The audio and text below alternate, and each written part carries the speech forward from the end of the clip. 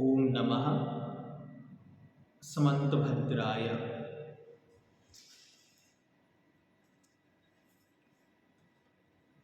शुभाव अधिकार आलापति पद्धति ग्रंथ की यह महावाचना भगवान वर्धमान महावीर स्वामी के वैचारिक पक्ष को मजबूत करने के लिए की जा रही है। इसका मूल उद्देश्य यही है कि जन जन में भगवान महावीर की द्वारा प्रतिपादित यह स्यालवाद शासन अनेकांत शासन जयवंत हो। शुभाव अधिकार, आइए देखते हैं। सूत्र नंबर 27। गुण पर्यायवत द्रव्यम। गुण पर्यायवत द्रव्यम, गुण और पर्याय वाला द्रव्य है। गुण और पर्याय वाला द्रव्य है। पूर्व में भी हम देख कर आए हैं कि गुण और पर्याय वाला द्रव्य है। तत्वार्थ सूत्र के अंतर्गत भी एक सूत्र है जिसमें इसकी चर्चा विशेष रूप से की गई। अब प्रश्न एक बार बार यह उठता है कि स्वभाव और गुण में अंतर क्या है। तो इसका उत्तर यहाँ पर बहुत अच्छी तरह दिया है। स्वभाव गुण नहीं होते, किंतु गुण चतुष्टय की अपेक्षा से स्वभाव होते हैं। जो गुण हैं वे अपने अपने चतुष्टय की अपेक्षा से गुण होते हैं, लेकिन गुण जो स्वभाव है वे गुण नहीं होते। स्वभाव नष्ट हो सकता है किंतु गुण नष्ट नहीं होता। जैसे भव्यत्व नाम का गुण, औपशमिक नाम का स्वभाव, ये स्वभाव है, ये नाश को प्राप्त भी होते हैं, लेकिन जो गुण हैं जैसे ज्ञान, दर्शन, सुख, वीर, ये नाश को प्राप्त नहीं होते। स्वभाव अपने प्रतिपक्षी के साथ रहता है।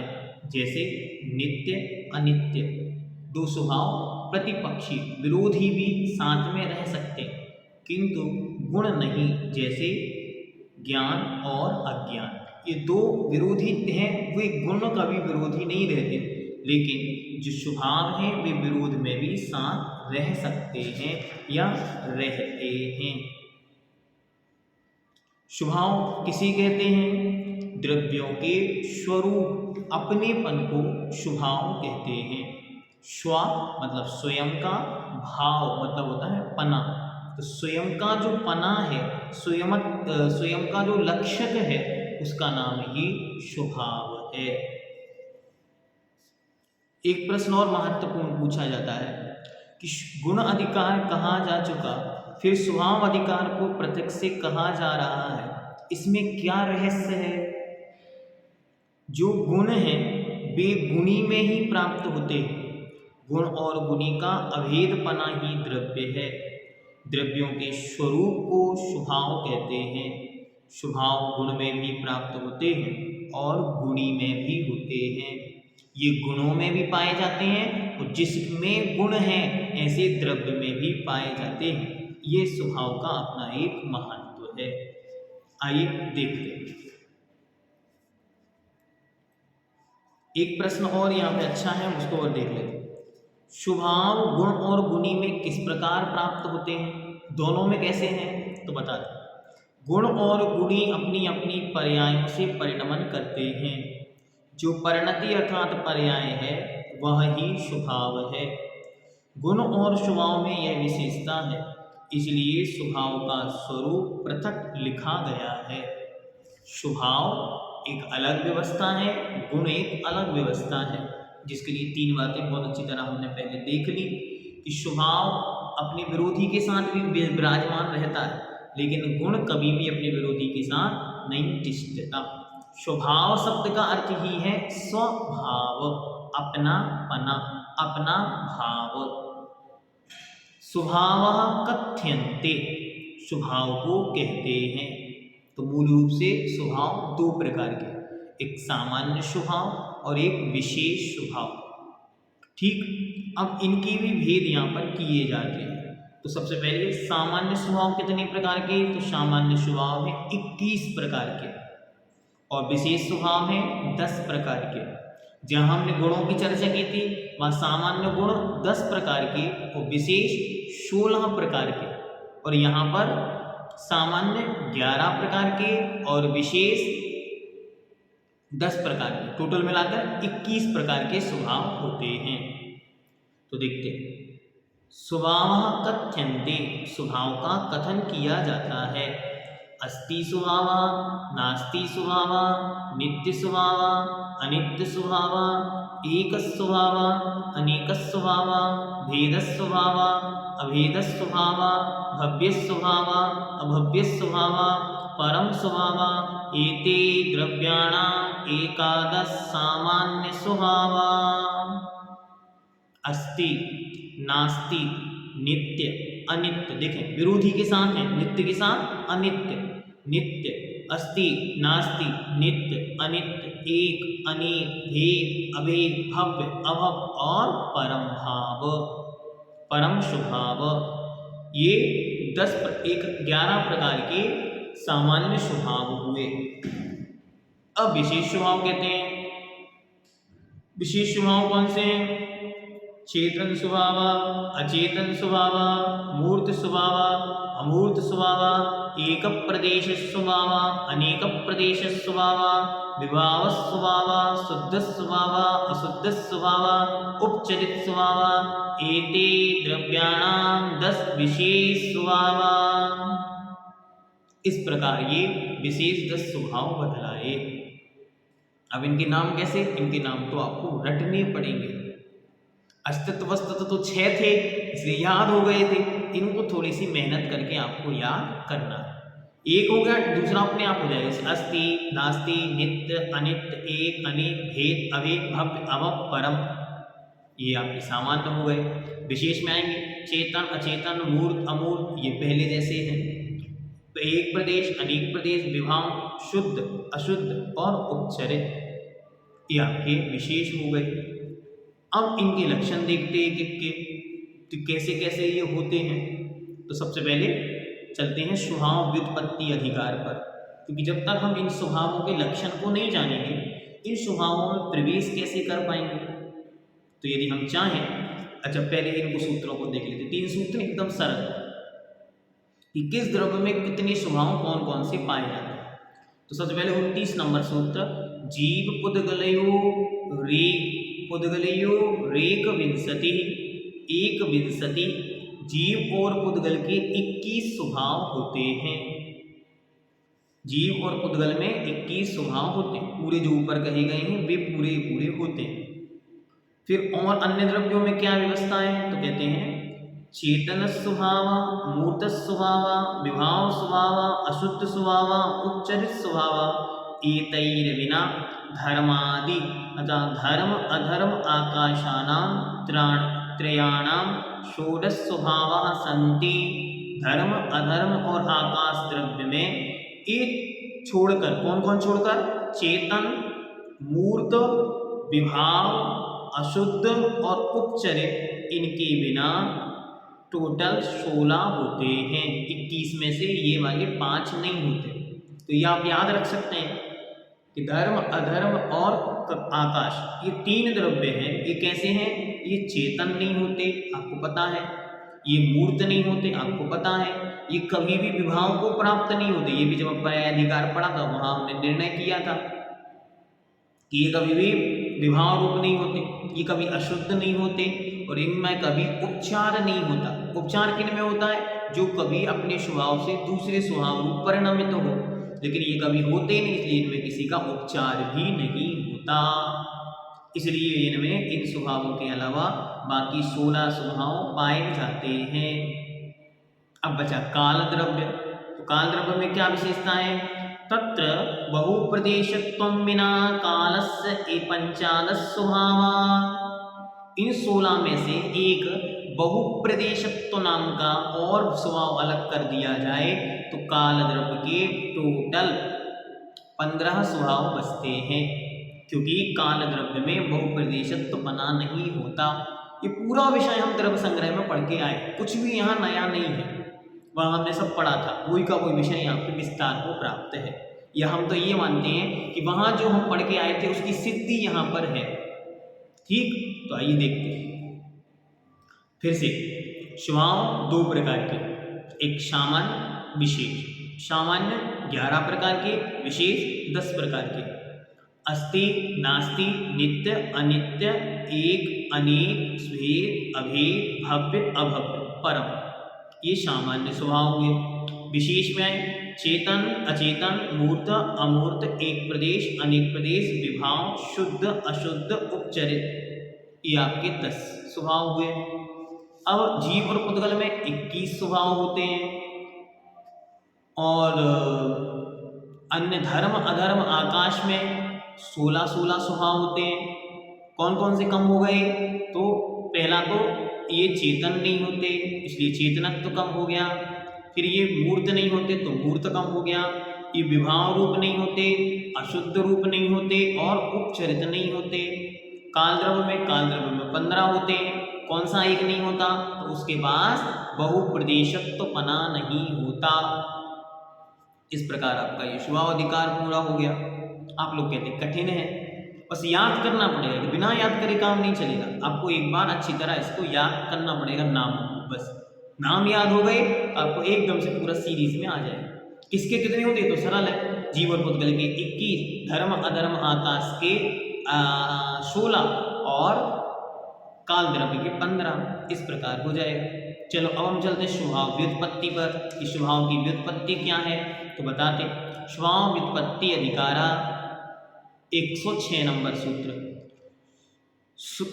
स्वभाव लाभात अच्युत्वात् अस्ति स्वभावः, जिस द्रव्य को जो स्वभाव प्राप्त है उससे कभी भी च्युत नहीं होना, इसी का नाम है अस्ति स्वभाव। अस्ति शब्द का अर्थ है, तो जिसे जो प्राप्त है उससे कभी भी उसको च्युत नहीं होना। च्युत नहीं होना मतलब अलग नहीं होना, हटना नहीं, नष्ट नहीं होना। तो एक बार जो द्रव्य है वो सदा वैसा ही रहता है, कभी भी नाश को प्राप्त नहीं होता। ये हमको विशेषता ध्यान रखनी। फिर नास्ति स्वभाव क्या है? परस्वरूपेण अभावात् नास्ति स्वभावः, परस्वरूप नहीं होना ये नास्ति स्वभाव है। अपने स्वभाव को छोड़कर कभी भी दूसरे रूप नहीं होना। जैसे एक बार हमने आपको बतलाया था कि अनादिकाल से ये जीव द्रव्य पुद्गल के अधीन है, लेकिन कभी भी पुद्गल रूप नहीं हुआ, ये उसका नास्ति स्वभाव है।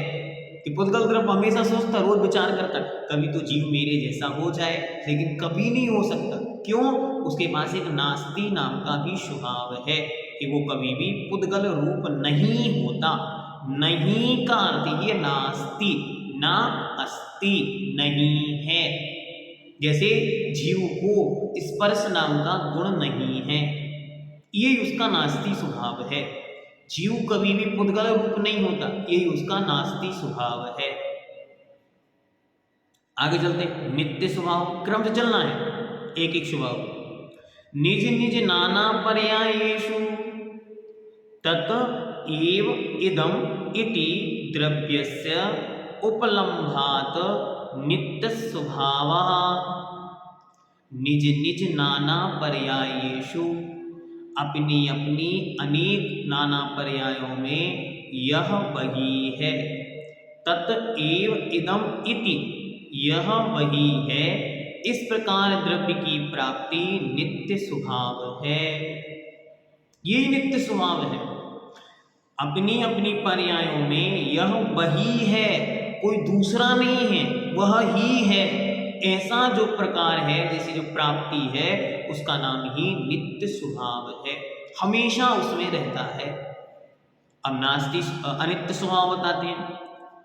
तस्य अपि अनेक पर्याय परिणमितत्वात् अनित्य स्वभावः, उस द्रव्य का अनेक पर्याय रूप परिणमित होने से अनित्य स्वभाव है। वह द्रव्य है, हमेशा एक सा नहीं रहता, हमेशा बदलता रहता, ये उसकी अनित्यता है। द्रव्य हमेशा द्रव्य में है। जैसे अच्छा उदाहरण, मैं हूँ तो मैं कौन हूँ? आत्मा, जीव द्रव्य। तो मैं जीव द्रव्य आज तक अजीव नहीं हुआ, ये मेरा नित्यत्व है। लेकिन मैं हर समय बदल रहा हूँ। मैं पहले बच्चा था, फिर थोड़ा बड़ा हुआ, फिर युवा हुआ, आगे वृद्ध होऊंगा, फिर मरण कर जाऊंगा। तो ये जो प्रति समय बदल रहा है, इसका नाम ही है अनित्य स्वभाव। अनित्य मतलब हमेशा नहीं रहना।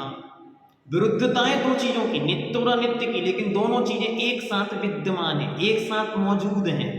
मैं इसी समय पर यहीं पर नित्य भी हूं और अनित्य भी हूं। अपनी द्रव्यत्व दृष्टि से नित्य हूं और अपनी पर्याय दृष्टि से अनित्य हूं। अब इसकी सिद्धि करेंगे आचार्य महाराज आगे, बहुत अच्छे से, बहुत आनंद आएगा। उस सिद्धि में तो इतना आनंद आता है कि वो सिद्धि जिसको सिद्ध हो गई, समझ में आ गई, उसका जीवन कल्याणमय हो गया। सारा विषय एकदम आचार्य महाराज स्वयं जैसे क्लियर कर रहे हो, ऐसे पूरी सिद्धियां अभी आगे स्व अधिकार की सिद्धि के लिए पूरा एक अधिकार लिखा हुआ है। ये एकांत पक्ष दोषा, यहाँ पे एक एक अधिकार की सिद्धि करेंगे।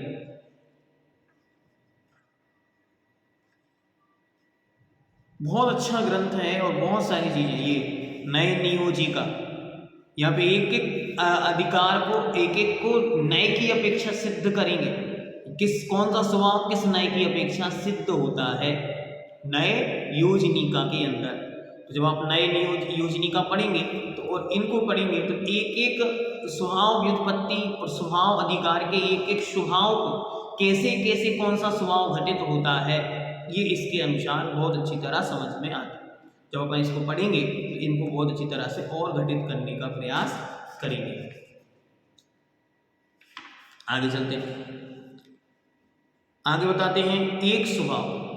संपूर्ण स्वभावों का एक आधार होने से एक स्वभाव है।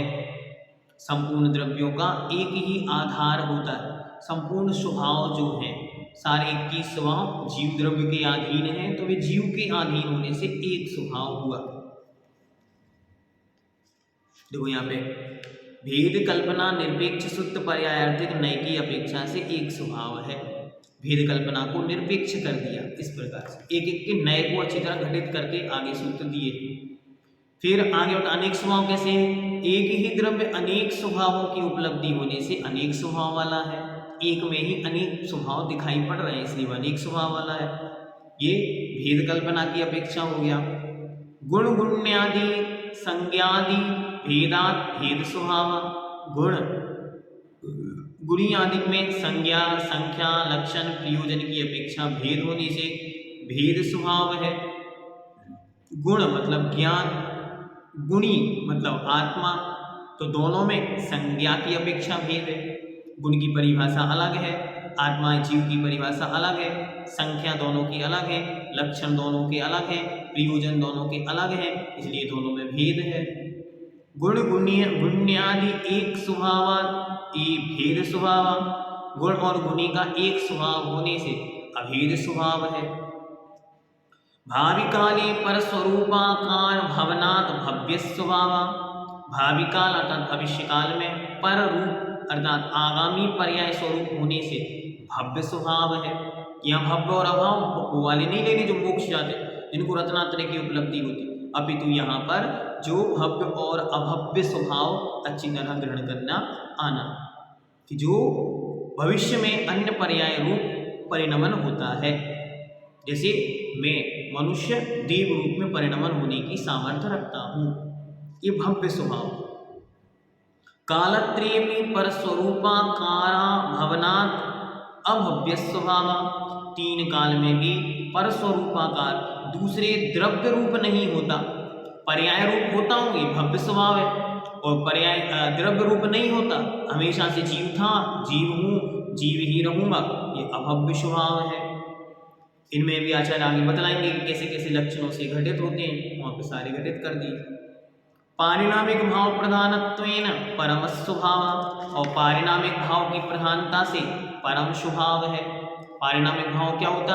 जिसमें किसी द्रव्य किसी भी कर्म के उदय क्षय उपशम की कोई भी अपेक्षा नहीं हो, उसे कहते हैं परम स्वभाव, उसे कहते हैं पारिणामिक भाव। तो पारिणामिक भाव की प्रधानता से परम स्वभाव है। इति सामान्य स्वभाव, इस प्रकार ये सामान्य स्वभाव हुए। अब विशेष स्वभावों को देखते हैं। प्रदेशादि गुणानां व्युत्पत्तिश्चेतनादि विशेष स्वभावानां च व्युत्पत्ति निर्गतिता। प्रदेश आदि गुणों की व्युत्पत्ति तथा चेतनादिक विशेष स्वभावों की व्युत्पत्ति कही गई। अब आगे बताते, धर्मपेक्षया स्वभावा गुणा न भवन्ति। स्वभाव की अपेक्षा स्वभाव गुण नहीं होते। ये आपको पहले बता दिया कि गुणों में तो स्वभाव होते हैं लेकिन स्वभाव गुण नहीं होते। सो द्रव्य चतुष्टय अपेक्षया परस्परम गुणा स्वभावा भवन्ति। सो द्रव्य चतुष्टय अर्थात स्वद्रव्य सुचेत्र सुकाल स्वभाव की अपेक्षा परस्पर में गुण स्वभाव हो जाते हैं। द्रव्याण्यपि भवति। सो चतुष्टय आदि की अपेक्षा सुद्रव्य चतुष्टय आदि की अपेक्षा गुण द्रव्य भी हो जाते हैं, जैसे चेतन द्रव्य अचेतन द्रव्य। जिसमें चेतना पाई जाती है वो चेतन द्रव्य, जैसे जीव। अचेतन द्रव्य जीव से भिन्न जो द्रव्य वे सब अचेतन द्रव्य कहलाते हैं। तो गुण कभी कभी द्रव्य भी कहलाते हैं या हो जाते हैं। ये अपेक्षाएं हैं, ये अनेक प्रकार की नयों की अपेक्षा, यही अनेकांत है, यही सिद्धि है। अभी इस पर बहुत विस्तार से चर्चा नए अधिकार में करेंगे, इसलिए यहाँ पे हम सामान्य से इन स्वभावों की चर्चा कर रहे हैं। जब वहाँ पे चर्चा करेंगे तो इस पूरे अधिकार को, जो स्वभाव व्युत्पत्ति अधिकार है, इसकी चर्चा हम एक बार पुनः जब नए योजनिका पढ़ाएंगे तो उस समय दोनों को एक बार मिलाकर फिर आपके सामने प्रस्तुत करेंगे। तो आपको एक एक नए, क्योंकि एक एक नए के एक एक शब्द को समझना है। भेद क्या है, अभेद क्या है, सापेक्ष क्या है, निरपेक्ष क्या है। जब ये सब व्यवस्थाएं हमारे दिमाग में फिट बैठ जाएंगी तो ये सारा विषय एकदम सरल हो जाएगा। अभी मात्र इतना समझना, जो लिखा है बस वो हमको स्मृति में बना के रखना। स्वभावात् अन्यथा भवनम विभावा। स्वभाव से अन्य रूप होना, इसी का नाम विभाव है। जो हमने आपको पहले बताया कि किसी निपेक्ष अपेक्षा, किसी निमित्त या किसी कर्म की अधीनता से जो उसकी अपनी वास्तविकता थी उसे छोड़कर दूसरे रूप हो जाना, इसका नाम ही विभाव है। शुद्धम केवल भावम अशुद्धम तस्यापि विपरीतम। केवल भाव अर्थात अमिश्रित भाव ही शुद्ध स्वभाव है। जिस वस्तु का जो अपना स्वभाव है, जिसमें कुछ नहीं मिला, वो शुद्ध स्वभाव है। इस शुद्ध स्वभाव के विपरीत तस्यापि विपरीतम, उससे जो विपरीत है के विपरीत भाव अर्थात मिश्रित भाव अशुद्ध स्वभाव है। ये तो आप लोग सब जानते हैं। जो किसी से मिक्स नहीं हुआ वो शुद्ध है, जो मिक्स हो गया वो अशुद्ध है। स्वभावस्यापि अन्यत्र उपचारात् उपचरित स्वभाव। स्वभाव का भी अन्यत्र उपचार करना उपचरित स्वभाव है। जैसे एक इंद्रिय जीव आदि, क्योंकि ये भाव उद्गलमयी नाम कर्म की प्रकृतियों के हैं। जैसे आपने कह दिया एक इंद्रिय जीव, अरे जीव की इंद्रियां होती नहीं है, क्योंकि इंद्रियां पौद्गलिक हैं, जीव चेतन है, लेकिन फिर भी उसका उसमें उपचार कर दिया। उपचार किसे कहते हैं? जो है तो नहीं लेकिन समझाने के लिए कहा जाए, जानने के लिए कहा जाए, वो कहलाता है उपचार। और उपचार से जो युक्त है वो उपचरित कहलाता है। वह उपचार भी कितने प्रकार का है? तो सा द्विविधा, वह 2 प्रकार का है। कर्मज स्वाभाविक भेदात, एक कर्मज कर्म के निमित्त से होता है, एक स्वभाव से भी उपचार होता है। कैसे? तो बताते हैं। यथा जीवस्य मूर्तत्वम अचेतनत्वम, जैसे जीव को मूर्तित्व और अचेतनत्व कहा, ये कर्मज स्वभाव है। पूछा कि मूर्तिक कैसे है? तो उन्होंने कहा बंधादो, बंध के कारण से, ये उपचार कर दिया। बंध के कारण से अमूर्तिक जीव को भी मूर्तिकपना सिद्ध किया। तथा जैसे सिद्ध आत्माओं के पर का जानना तथा पर का दर्शन, यह स्वाभाविक उपचरितपना है। यथा जैसे सिद्धात्माओं में परजयता परदर्शकत्वं च, दूसरे को जानना और दूसरे को देखना, सिद्धों के तो ये होता नहीं। क्यों नहीं होता? क्योंकि सिद्ध भगवान तो आत्मस्थ हैं। लेकिन क्यों ऐसा कह रहे हैं कि वो देखते हैं? क्योंकि उनकी केवल ज्ञान है, और केवल ज्ञान का स्वभाव है कि तीनों लोकों के अनंत द्रव्यों की अनंत पर्यायों को एक साथ जानता है। तो उनके भी वो होता, तो ये स्वाभाविक औपचारिकता होती है। एवं इतरेषाणां द्रव्याणाम उपचारो यथा संभवो भवति जेया। इसी प्रकार अन्य द्रव्यों में भी यथासंभव उपचरित स्वभाव जानना चाहिए। अब जहाँ जहाँ आवश्यकता पड़े वहाँ वहाँ पर उपचरित स्वभाव को जानना। इति विशेष स्वभाव अधिकार, इस प्रकार यह विशेष स्वभाव अधिकार पूर्ण हुआ। इस प्रकार आपका यह स्वभाव अधिकार पूर्ण हुआ। अब स्वभाव अधिकार विशेष जानने योग्य क्या? विशेष जानने योग्य स्वभाव दो प्रकार के होते हैं, सामान्य स्वभाव, विशेष स्वभाव। सामान्य स्वभाव 11 प्रकार का, विशेष स्वभाव 10 प्रकार का, टोटल हुए 21 प्रकार। जीव और पुद्गल के 21 होते हैं, धर्म अधर्म और आकाश के 16 स्वभाव होते हैं, और काल द्रव्य के 15 स्वभाव होते हैं। धर्म अधर्म आकाश और काल, धर्म अधर्म और आकाश में क्या नहीं पाया जाता? तो इनमें चेतनत्व नहीं पाया जाता, मूर्तत्व नहीं पाया जाता, अशुद्धत्व नहीं, अशुद्ध भाव नहीं पाया जाता, अशुद्ध स्वभाव नहीं पाया जाता, उपचार स्वभाव नहीं पाया जाता, विभाव स्वभाव नहीं पाया जाता, और काल द्रव्य में बहुप्रदेशत्वपना नहीं पाया जाता। उसके अलावा आपको कुछ भी याद रखने की आवश्यकता नहीं है, बाकी सब तो कंडीशन है, किस कारण से क्या हुआ, बस ये कहलाती कंडीशन। ऐसा हुआ तो क्यों हुआ? तो आचार्य उसमें उसका उदाहरण देते, उसको समझाने के तरीके बताते कि इसमें इस चीज को फिट करने से ये वाली सिद्धि बन जाएगी। अभी आगे नए योजनिका में नए का नियोजन कैसे करते हैं, नए की योजना कैसे बनाते हैं, तो आचार्य बतलाएंगे कि इन स्वभावों में इस प्रकार से नए की नियोजना करके एक एक द्रव्य में इसकी सिद्धि की है। इस प्रकार यह है आपका स्वभाव अधिकार समाप्तम जाता। इस प्रकार यह आपका स्वभाव अधिकार पूर्ण हुआ। कल हम प्रमाण अधिकार के विषय में देखेंगे। प्रमाण अधिकार अपने आप में एक छोटा सा अधिकार है।